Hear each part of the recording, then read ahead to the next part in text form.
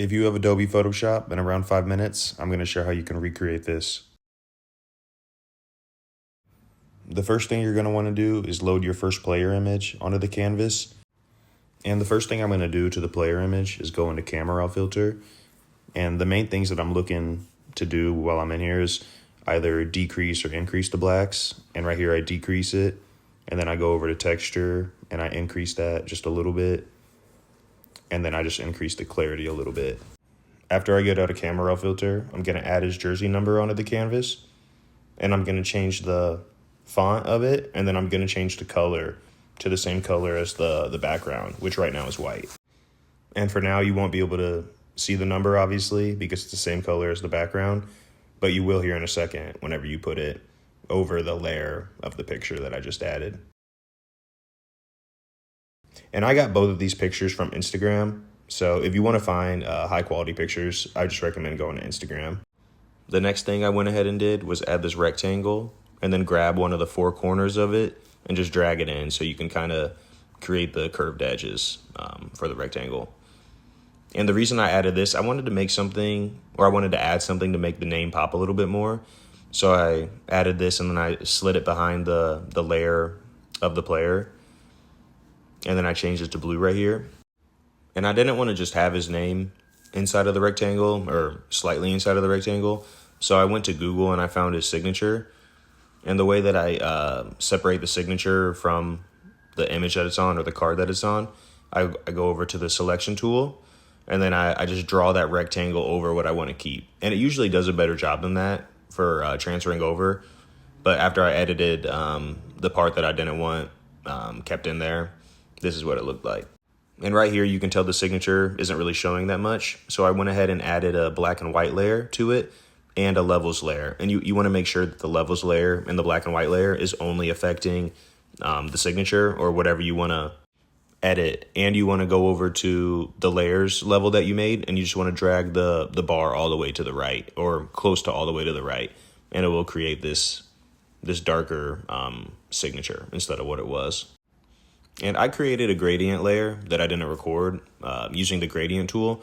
So this is me just going over to the gradient layer that I created. And I wanted to change the blue part that I added to something more like this gray, because I thought the blue took away from the main part of the graphic, which is the player.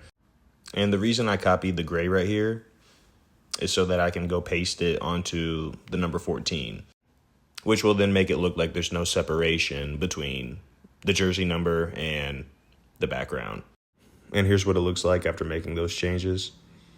And then as you can see, I changed the rectangle that I created earlier to this yellow, and I got the exact yellow that the Rams use from their website.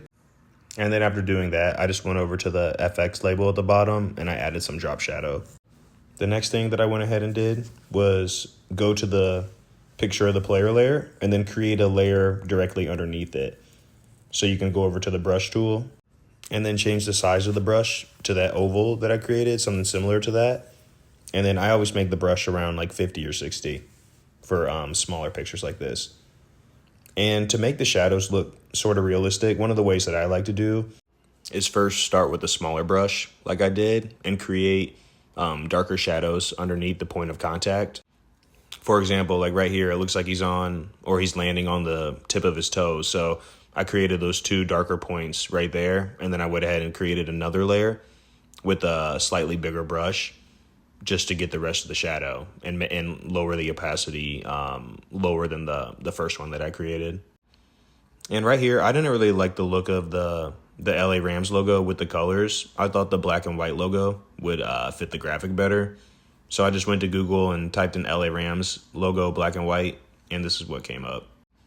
I also didn't like the way this NFL logo looked the first time that I loaded it in, so I went and got another one that was black and white, and I wanted to make both of them pop a little bit more, so I added some drop shadow and a few other effects just to try to make it pop off the graphic a little bit more. And you don't have to do this, but I just feel like it sometimes make the logos look a little bit, they stand out a little bit more.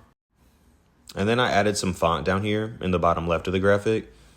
And I just put his hometown in his position. And I also found this this hand-drawn circle on Google. So I just wanted to add that and just try to make it pop a little bit more. And I didn't like the way the circle looked just sitting there. So I made it into a smart object. So I can go up here to filter and then path blur. And I think adding the path blur just makes it stand out a little bit more. And I wanted to make sure that it was the same color, the same blue as the Rams. And then after I did that, the next thing that I went ahead and did was add a camera filter to the entire graphic.